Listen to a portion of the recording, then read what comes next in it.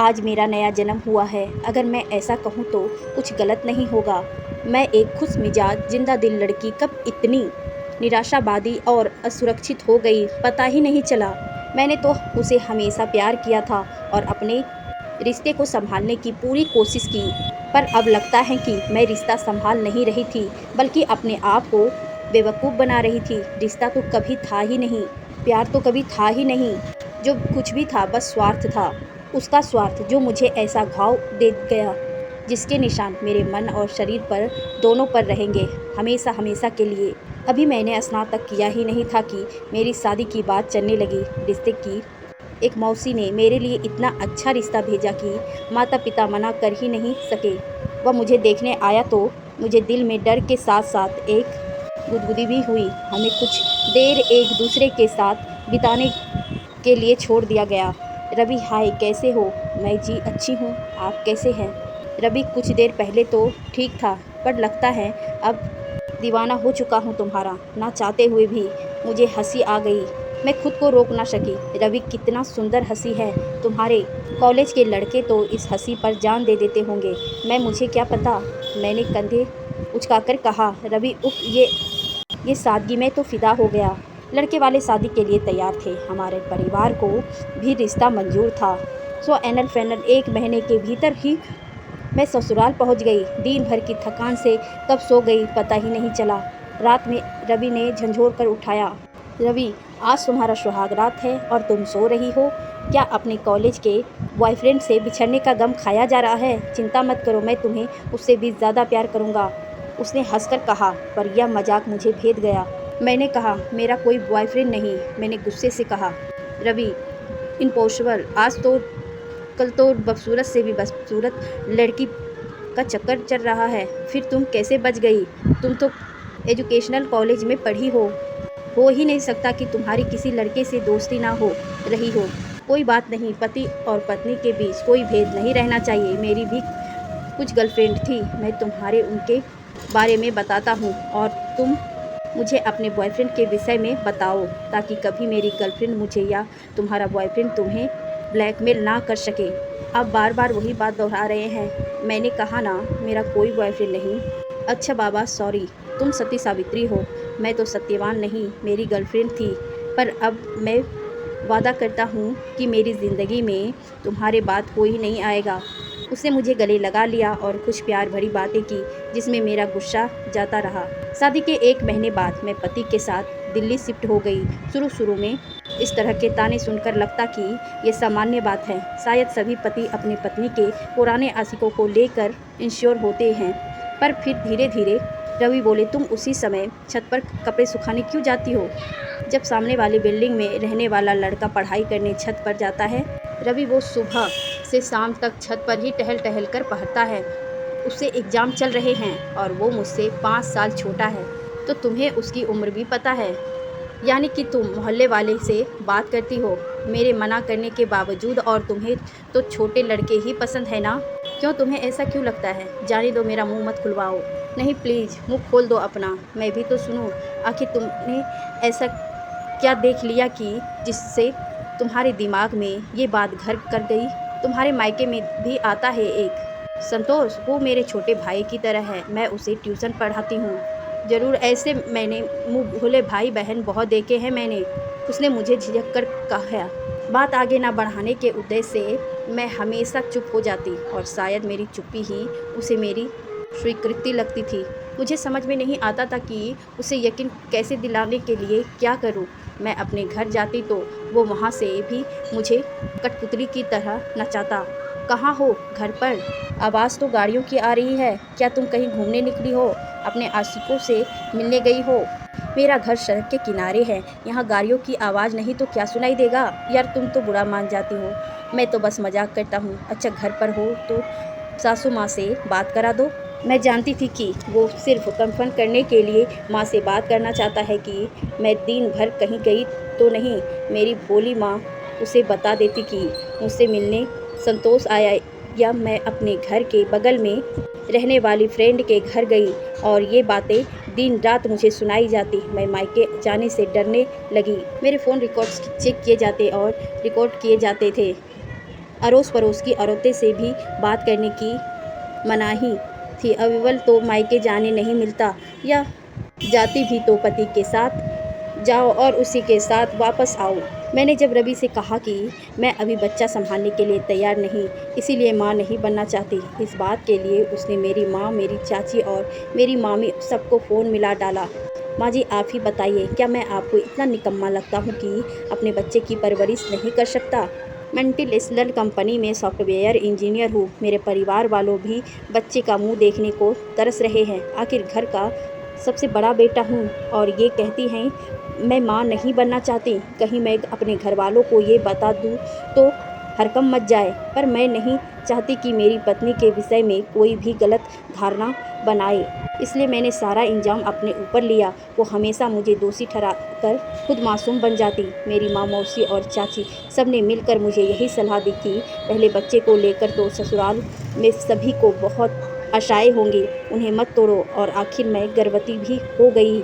यूँ तो मेरी सास कभी फ़ोन नहीं करती थी, पर जब भी करती तो बस यही ताना मारती कि मैंने उनका बेटा उनसे छीन लिया। मैं खुद नहीं जानती कि मैंने ऐसा कैसे और कब किया। उस दिन पड़ोस की भली औरत जो कभी कभी मुझसे हाल चाल ले लिया करती थी, वह मेरे घर आ गई। सीमा भाभी, अरे सुनीता, तेरे कौन सा महीना चल रहा है?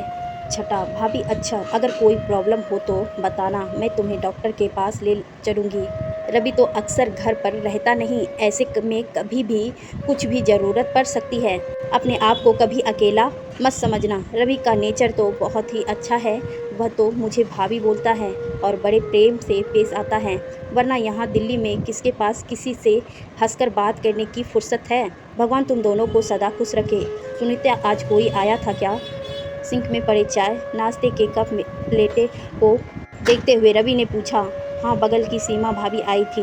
क्यों, तुमसे मना किया था ना कि दिल्ली के लोग बहुत धूर्त और चालाक होते हैं, ये सब औरतें दुष्ट, चरित्रहीन और मूर्ख हैं, इनसे दूर रहो। और उस सीमा का तो पड़ोस में रहने वाले लड़के से अफेयर चल रहा है, ये बता, सारा मोहल्ला जानता है। पति के जाते ही उसे घर बुला लेती हैं, और फिर मैंने तुम्हें उसके बारे में पहले भी बताया था कि वो तो मुझे भी लाइन मारती हैं, फिर भी तुमने उसके जैसी औरतें को घर में बुलाकर चाय नाश्ता कराया। पर वो तो आपकी बहुत तारीफ कर रही थी, मुझे प्रेग्नेंट देखकर कह रही थी कोई ज़रूरत हो तो बताना।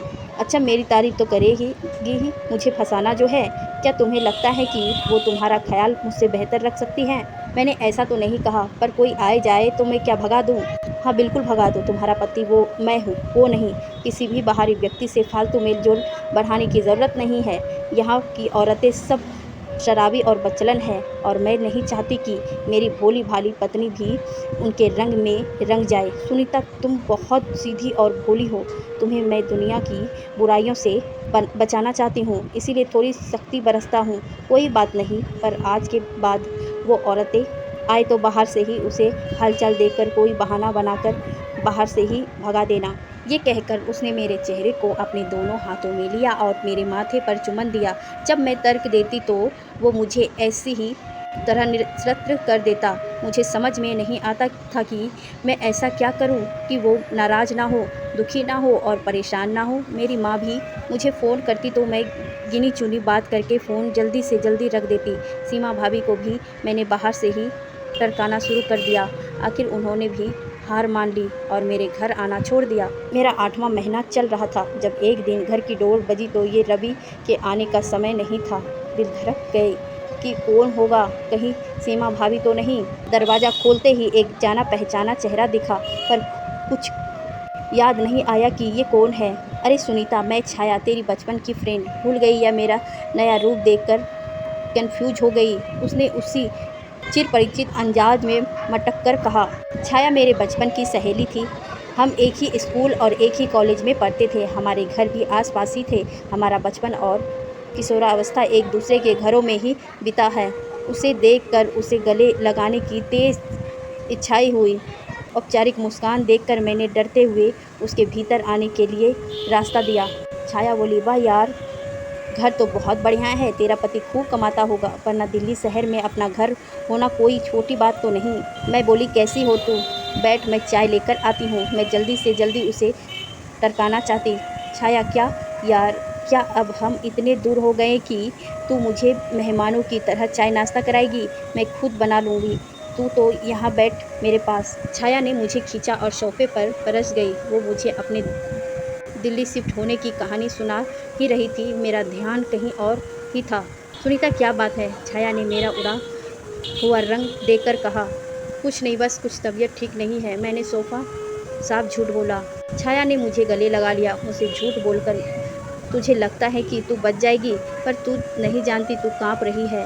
ये एंजाइटी के लक्षण है। मैं एक साइकोलॉजिस्ट की बेटी हूँ। भूल गई पापा ने यही एक क्लिनिक शुरू किया है। मैं भी उनके साथ प्रोटेक्स करती हूँ। मैं पहले भी तेरे दिल में झांक सकती थी। तुझे पढ़ने के लिए मुझे पीएचडी नहीं करने की ज़रूरत है। मेरा रोका हुआ बाण टूट गया और मैंने बेध्यानी में उसे सब कुछ बता दिया। छाया, ये लोग परजीवी की तरह होते हैं जो दूसरों का खून चूसकर जीती है। हैरान क्वार्टर याद है ना, हम दोनों के साथ ही देखने गए थे। उसमें इमोशनल या दम पिशाच की तरह ये लोग भी जब तक हमारे आस पास रहते हैं हमारी सारी खुशियाँ चूसते रहते हैं और बस दुख भरी यादें ही हमारे पास रह जाती हैं। पर दम पिशाच जब आपके आसपास ना हो तो आप बेहतर फील करते हैं, जबकि नासिक तुमने दूर रहकर भी तुम्हारी खुशियाँ चूस सकते हैं। तेरी माँ को कुछ शक था, इसीलिए जब हम लोग यहाँ शिफ्ट हुए तो उन्होंने तेरा पता मुझे दिया और कहा कि मैं तुझसे कभी कभी मिल आया करूँ। अभी तेरा बच्चा इस दुनिया में आया भी नहीं है, अभी भी समय है। क्या तू उसे इस माहौल में जन्म देगी? मैंने ऐसे लोगों को करीब से देखा है। एक बार बच्चा हो जाए तो इस जाल से निकलना और भी मुश्किल होगा। जब कभी तू इससे दूर जाना चाहेगी तब समाज में दूसरी औरतें तुझे यकीन दिलाएगी कि बेटा अपने बच्चे का मुंह देखकर जी। जब तेरे बच्चे बड़े होंगे तब तेरे अच्छे दिन आएंगे।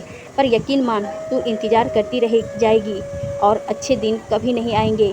ये लोग बच्चे में इनकी माँ के प्रति भी जहर भर देते हैं। निर्णय लेने का यही सही समय है। कम से कम तू अपने बच्चे की नज़रों में तो नहीं गिरेगी। तो मैं क्या करूं? मैं फट पड़ी। छाया, कड़े फैसले लेने होंगे। तू अपने पति की पत्नी नहीं बल्कि उसका भोजन है। वह फायर की तरह तेरे खून पर जी रहा है। तुझे खुद को मजबूत करना होगा और उससे पीछा छुड़ाना होगा। तुझे अपनी ज़िंदगी जीने का पूरा हक है। उनसे लिए अपनी बच्चे के लिए इस नर्क से निकलना होगा। हम सब तेरे साथ हैं। तू मेरे घर चल, मैं तुम्हें अपने पापा के क्लिनिक में जॉब दिला दूंगी। वो तुझे धमकियां देगा, डराएगा, बुरा भला कहेगा, पर वो खुद बहुत कमज़ोर है। यकीन माना, तेरा डर ही उसे ताकत दे रहा है, वरना वह किसी खरगोश को भी नहीं मार सकता। छाया ने मुझे बहुत देर तक नासिक की कहानियाँ सुनाई और मुझे अपने पति से तलाक लेकर नया जीवन शुरू करने का सुझाव दिया। मैं उसी समय अपना सारा सामान बांध कर वहाँ से चली गई। उसके बाद शुरू हुआ मेरे और मेरे परिवार के लिए भयंकर त्रासदी का दौर। वो दिन भर मेरे घर वालों को और मुझे धमकियाँ देता। इस बीच में एक बच्ची की माँ भी बन गई। मैंने उसका फ़ोन ब्लॉक पर लगाया, पर छाया ने हटवा दिया, यह कहकर कि उसकी धमकियाँ कोर्ट में उसके खिलाफ काम आएगी। मैं तेरे जैसी छिनार और उसकी नाजायज़ औलाद को एक फूटी कौड़ी नहीं दूंगी। मैं नौकरी छोड़ के सन्यासी हो जाऊंगा, ना कमाऊंगा ना काम करूंगा। फिर तू कैसे मुझसे कंपनसेशन ले सकेगी? मुझे कंपनसेशन नहीं चाहिए। मैं म्यूचुअल संप्रेषण के लिए तैयार हूँ। बस तुम मेरा पीछा छोड़ दो। मैं अपनी बच्ची खुद पाल लूँगी। तू और तेरी बेटी दोनों छिनाला करके पेट पालेगी। तू नहीं जानती समाज में अकेली औरत की क्या दुर्गत होती है। तेरी बेटी को भी लोग हमेशा बुरी नज़र से ही देखेंगे और बड़े होते होते वो भी तेरी तरह छिनाला बन चुकी होगी। अभी भी वक्त है, लौट आओ। सुनीता, मैं तुमसे बहुत प्यार करता हूँ। मैंने कभी भी तुम पर हाथ नहीं उठाया, वरना कोई पति अपनी पत्नियाँ के साथ कैसी बर्ताव करते हैं। हो सकता है मैंने कभी कभी तुमने सख्त बरसती हो, पर मैं माफ़ी मांगता हूँ और तुम्हारे साथ नई शुरुआत करना चाहती हूँ। वो मेरा भी बच्ची है, उसे अपने पिता का प्यार मिलना चाहिए। मैं उसे राजकुमारी की तरह रखूँगी। वो अचानक गर्म और अचानक नरम हो जाती, ऐसे रोने लगता कि पत्थर भी पिघल जाए, पर मैं नहीं पिघली। अभी कुछ देर पहले ही तुमने उसे नाजायज़ पुकारा था। इतना सुनते ही वो अपनी लैंग्वेज पर उतर आया। उसे मेरी ना बर्दाश्त नहीं होती। रवि चीखता रहा और मैं फ़ोन एक तरफ रख दिया। फ़ोन में नहीं काटती थी, क्योंकि छाया के अनुसार उसकी धमकियां कोर्ट में हमारे फेवर में काम आएगी। आज तलाक के पेपर्स हाथ में लेकर मैं बता नहीं सकती मैं कितना हल्का महसूस कर रही हूँ। यह एक नई शुरुआत है और नई में